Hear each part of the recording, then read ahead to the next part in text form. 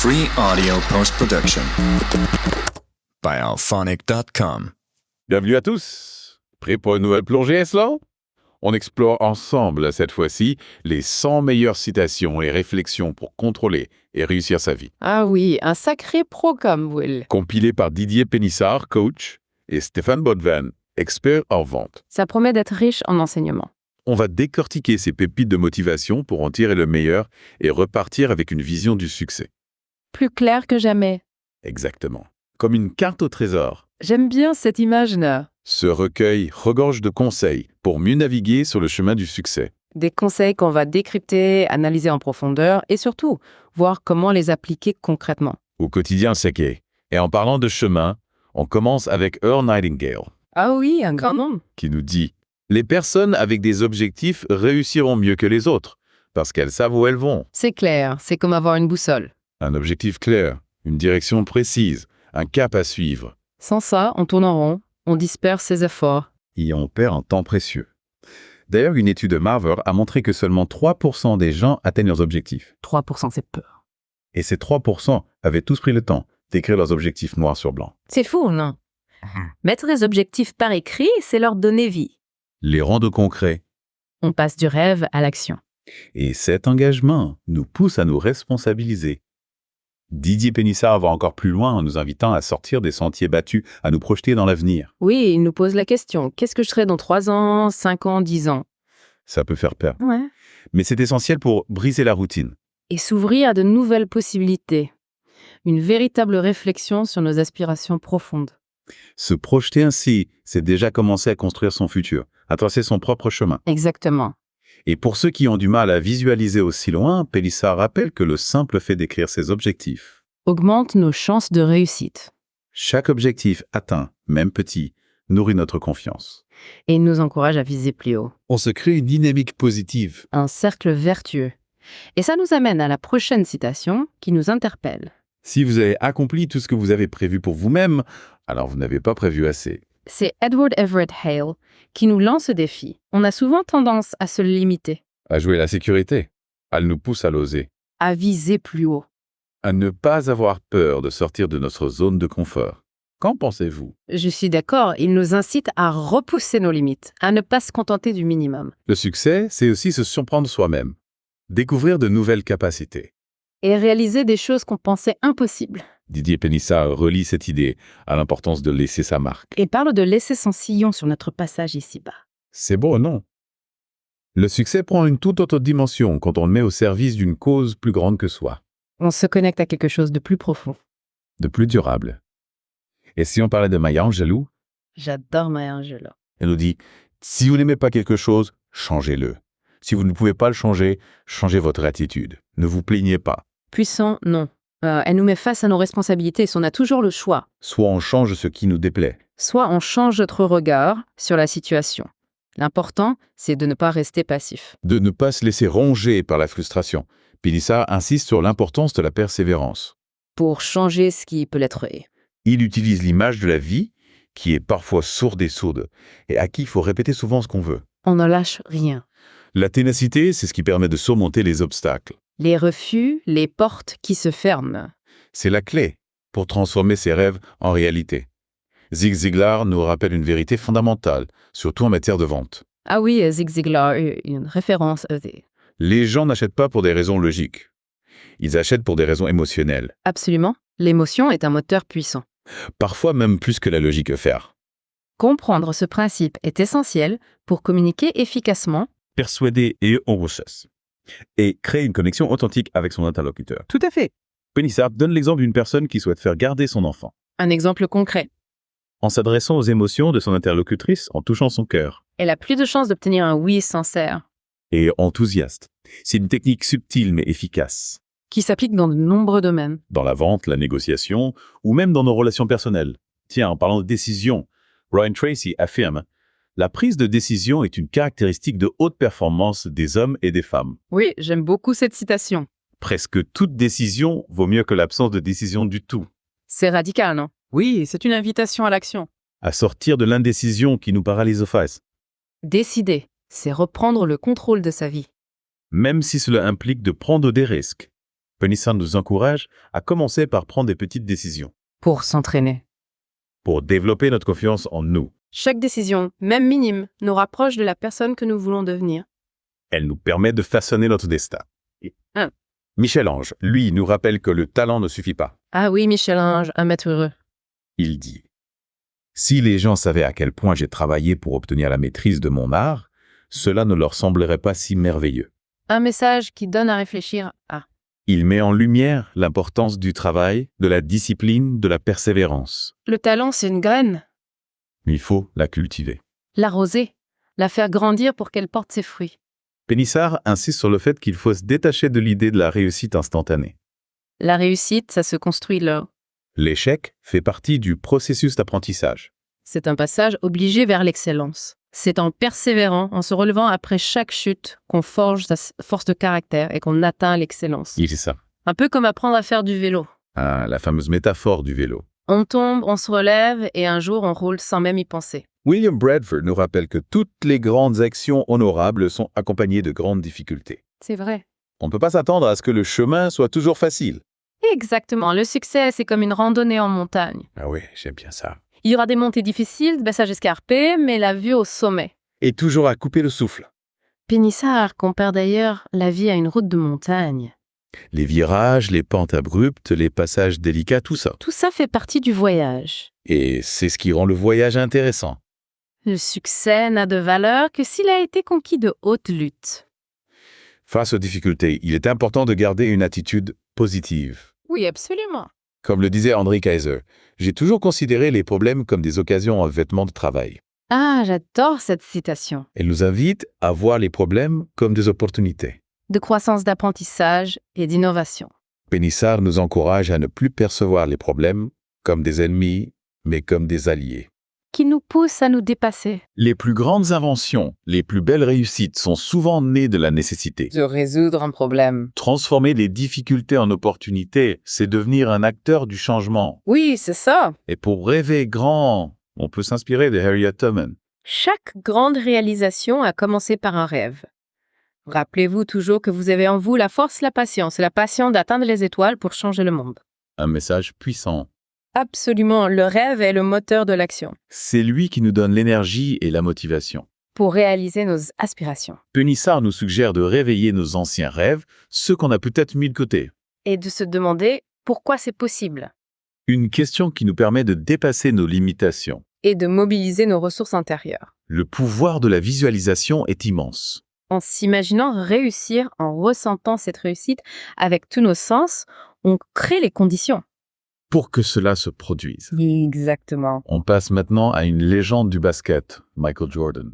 Ah oui, Michael Jordan. Il nous parle de persévérance.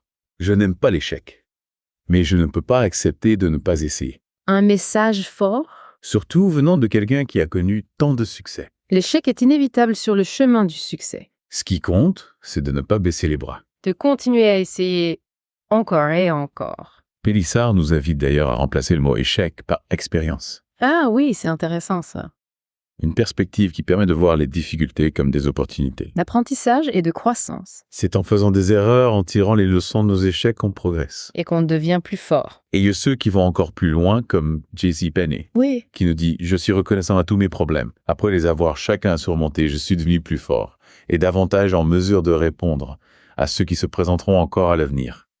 J'ai grandi grâce à mes difficultés. » Incroyable, non? Une vision inspirante qui nous encourage à voir les difficultés comme des opportunités. De développement personnel. Penissar nous invite à repenser aux épreuves qu'on a traversées. Et à reconnaître que nous en sommes sortis grandis plus forts, plus sages. La résilience, cette capacité à rebondir après les difficultés, est une qualité essentielle. Pour réussir sa vie. Elle nous permet de traverser les tempêtes et d'en sortir plus fort. Exactement. Et pour rester motivé, on peut s'appuyer sur les mots d'Abraham Lincoln. Ah oui, Abraham Lincoln. Gardez toujours à l'esprit que votre propre résolution de réussir est plus importante que toute autre chose. La détermination, c'est la clé. La résolution, c'est cet engagement profond envers soi-même. Cette décision ferme et inébranlable de réussir. Quoi qu'il arrive. Penissar insiste sur le fait qu'une résolution doit être unique. Et clairement définie. Pour avoir un réel impact. Il nous encourage à choisir une résolution par an et à s'y tenir.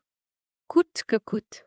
La concentration de nos efforts sur un objectif précis est essentielle pour réussir.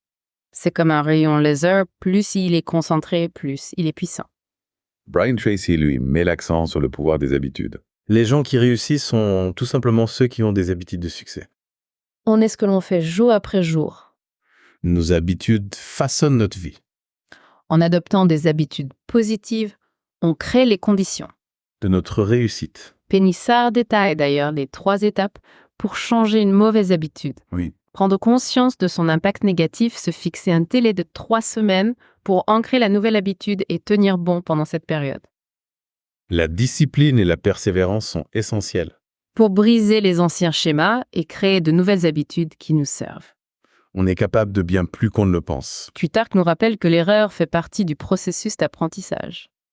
Ne pas se tromper n'est pas dans le pouvoir de l'homme, mais à partir de leurs erreurs et de leurs fautes, les sages apprennent la sagesse pour l'avenir. C'est rassurant, non. Oui, cela nous libère de la peur de l'échec. L'erreur est humaine et fait partie intégrante de l'apprentissage. Ce qui compte, c'est d'en tirer les leçons. Pour ne pas les répéter. Pénissard nous encourage à voir les erreurs comme des opportunités de progresser. Et de grandir en sagesse. Il rappelle d'ailleurs qu'aux États-Unis, on apprend aux enfants dès le plus jeune âge que se tromper est une bonne chose. Car cela signifie qu'ils ont appris quelque chose. Une perspective qui nous permet d'oser et d'expérimenter. Et d'apprendre de nos erreurs sans nous culpabiliser. Et pour vaincre la peur, Dale Carnegie nous donne un conseil précieux. Si vous voulez vaincre la peur, ne restez pas chez vous à réfléchir. Sortez et mettez-vous en action et affrontez le problème de face. Pas le temps de tergiverser. L'action est l'antidote de la peur. C'est en affrontant nos peurs qu'on les domine. Et qu'on reprend le contrôle de notre vie. Pénissard souligne que la peur est souvent une illusion ou une surreprésentation de la réalité. On se fait des films, on imagine le pire. Alors qu'en réalité, la situation est souvent bien moins dramatique. C'est en sortant de notre zone de confort, en osant faire ce qui nous effraie, Qu'on réalise notre véritable potentiel. on se découvre des ressources insoupçonnées. Nelson Mandela, lui, nous donne une vision inspirante du courage. J'ai appris que le courage n'est pas l'absence de peur, mais le triomphe sur elle. L'homme courageux n'est pas celui qui ne ruse pas la peur, mais celui qui conquiert sa peur. C'est bon, non? Magnifique. Le courage, ce n'est pas l'absence de peur. C'est la capacité d'agir malgré la peur. Pénissard rappelle que la peur est une émotion naturelle essentielle à notre survie Le problème, c'est quand elle nous paralyse. et nous empêche d'avancer. Il est important de distinguer la peur qui nous protège du danger. De la peur qui nous limite et nous empêche de réaliser nos rêves. Tout à fait. Dorothy Thompson nous offre une perspective libératrice. Ce n'est que lorsque nous ne sommes plus dans la peur que nous commençons à vivre, C'est en se libérant de nos peurs qu'on s'ouvre à une vie plus riche. plus authentique. La peur est une prison mentale. Se libérer de ses peurs, c'est s'ouvrir à des possibilités infinies. Pénissard nous encourage à régler nos peurs avant de nous lancer dans des projets importants. La peur est une mauvaise conseillère. Elle altère notre jugement et nous empêche de prendre des décisions éclairées. En cultivant la confiance en soi, le courage et la résilience. On peut se libérer de l'emprise de la peur. Et vivre pleinement sa vie. Et comme le disait Robert W. Ellis, le choix et non la chance détermine la destinée humaine. On est maître de notre destin. Nous sommes les architectes de notre propre vie. Ce sont nos choix et non les circonstances qui façonnent notre destin. Pénissard reconnaît que la chance existe. Mais il souligne que c'est notre capacité à prendre des décisions, à saisir les opportunités et à agir avec détermination qui nous permet de créer notre propre chance. La chance sourit aux audacieux. À ceux qui osent sortir des sentiers battus et prendre des risques. Confucius, avec sa sagesse millénaire, nous met en garde contre la dispersion. L'homme qui chasse 2 lièvres n'en attrape pas. On ne peut pas tout faire en même temps. La concentration de nos efforts sur un objectif précis est essentielle pour réussir. On ne peut pas être à la fois sprinté et marathonien. Pénissard compare la dispersion à une abeille qui butine de nombreuses fleurs. Sans jamais se poser suffisamment longtemps sur une seule pour récolter le nectar. C'est en focalisant notre attention, notre énergie et notre temps sur un seul objectif à la fois. Qu'on maximise nos chances de succès. Exactement. Pierre Migard, le fondateur d'eBay, nous encourage à suivre notre passion. Je viens de faire ce que j'ai aimé faire. Je veux dire que je poursuivrai ma passion. Faire ce qu'on aime, c'est la clé du bonheur et de la réussite. La passion est le carburant de la réussite. Elle nous donne l'énergie, la motivation et la persévérance pour surmonter les obstacles. Et atteindre nos objectifs. Pénissard nous encourage à réaliser nos rêves, à faire ce qui nous passionne. Car la vie est trop courte pour la passer à faire ce qui ne nous inspire pas. C'est en alignant notre travail avec nos valeurs, nos passions et nos talents. que nous trouvons le véritable épanouissement. Et John F. Kennedy nous met en garde contre les dangers de l'inaction. Il y a des risques et des coûts pour un plan d'action. Mais ils sont beaucoup moins importants que les risques à long terme et les coûts bien confortables de l'inaction. L'inaction peut coûter cher. L'inaction est souvent perçue comme une solution de facilité. Mais elle peut avoir des conséquences désastreuses. À long terme, Pénissard souligne que l'action même imparfaite est toujours préférable. à l'inaction. Mieux vaut essayer que de regretter de ne pas l'avoir fait. C'est en osant agir, en prenant des initiatives qu'on crée les conditions de notre réussite. Et qu'on prend le contrôle de notre destin. Tout à fait. Francis Chichester, l'aventurier, nous encourage à affronter nos peurs. Si quelque chose me fait peur, je dois essayer de le conquérir. Un vrai aventurier. La peur est souvent un obstacle imaginaire qu'on crée nous-mêmes. C'est en l'affrontant qu'on découvre sa fragilité et qu'on reprend notre pouvoir. Exactement. Pénissard nous rappelle qu'on a toujours le choix entre fuir nos peurs ou les affronter. Fuir ne fait que renforcer nos peurs. Tandis que l'affrontement nous libère et nous permet de grandir. C'est ça. On termine ce volet avec Mahatma Gandhi qui nous invite à trouver la satisfaction dans l'effort. La satisfaction réside dans l'effort, non pas dans la réalisation. L'effort complet est plein de victoires. Le chemin vers le succès est aussi important que le succès lui-même. C'est dans l'effort, dans le dépassement de soi qu'on trouve la satisfaction. Pénissard souligne que l'effort, quand il est guidé par une intention positive et une vision claire, est une source de joie. Et de satisfaction. C'est en s'investissant pleinement dans nos projets, en savourant chaque étape du processus. Qu'on trouve le véritable épanouissement. C'est en s'investissant pleinement, en savourant chaque étape, qu'on trouve le véritable épanouissement. Et pour ceux qui doutent encore du pouvoir de l'esprit. Ah oui, le pouvoir de l'esprit. Henry Ford nous rappelle une vérité fondamentale. Pensez que vous pouvez, pensez que vous ne pouvez pas. De toute façon, vous avez raison dans les deux cas. Incroyable. Nos croyances façonnent notre réalité. C'est ça, on attire récompense. Pénissard, en tant que coach, il envoie des exemples tous les jours. Il nous explique que les personnes qui réussissent Ont souvent une vision claire de leur futur. et agissent en conséquence C'est en cultivant des pensées positives, en croyant en notre potentiel. qu'on crée les conditions de réussite. Michel-Ange nous invite à élargir notre vision.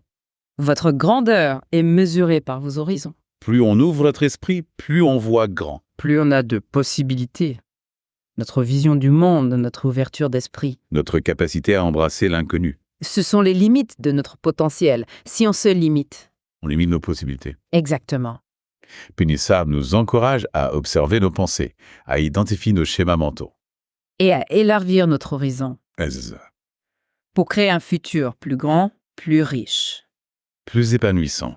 C'est en sortant de notre zone de confort. En explorant de nouveaux territoires, qu'on découvre de nouvelles possibilités et qu'on réalise notre plein potentiel. Le monde est vaste, il a tant à découvrir. Et pour ceux qui aspirent à devenir des leaders inspirants, Ah oui, les leaders. John Quincy Adams nous donne une belle définition. Si vos actions inspirent les autres, à rêver plus, à apprendre plus, à faire plus et devenir plus grand, alors vous êtes un leader. Le leadership, c'est avant tout d'inspirer les autres. Pénissard insiste sur l'importance de l'exemplarité. En tant que leader, C'est en incarnant les valeurs qu'on veut promouvoir, en agissant avec authenticité. qu'on gagne le respect et la confiance des autres. Le véritable leadership ne se décrète pas. Il se gagne par le respect, la confiance. Et l'admiration qu'on inspire aux autres uns Et pour finir en beauté, Tom Hopkins nous rappelle que le bonheur, est un choix. être malheureux, c'est une habitude. Être heureux, c'est une habitude. Le choix est le vôtre. On a le pouvoir de choisir nos pensées, nos émotions, On peut décider de voir le verre à moitié plein.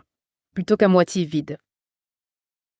Pénissard nous encourage à cultiver la gratitude, à nous concentrer sur les aspects positifs de notre vie. Et à choisir la joie, plutôt que la tristesse. Le bonheur n'est pas une destination, c'est un état d'esprit, une façon d'être au monde. On peut choisir d'être heureux, ici et maintenant. Voilà qui conclut notre exploration des 100 meilleures citations et réflexions pour contrôler et réussir sa vie. J'espère que vous avez apprécié cette plongée inspirante. Moi aussi. Et que vous repartez avec des idées plein la tête. Ces citations nous rappellent qu'on a tout le pouvoir de créer la vie qu'on désire. Alors, n'oubliez pas de rêver grand, de vous fixer des objectifs ambitieux. Et d'agir avec courage et détermination. Le monde a besoin de votre talent De votre passion. et de votre contribution unique. Merci de nous avoir rejoints pour cette nouvelle plongée au cœur de la sagesse. À bientôt pour de nouvelles découvertes. Zone d'Ifo. Free audio post production. by alphonic.com.